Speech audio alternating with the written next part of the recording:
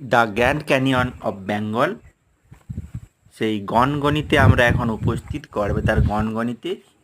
আপনারা এখন দেখতে পাচ্ছেন গনগনির যে প্রাকৃতিক সৌন্দর্য, অর্থাৎ একদিকে পার্বত্য উপত্যকা এবং তার ঠিক অপর পাশে বয়ে চলেছে সুবিস্তৃত শিলাবতী নদী।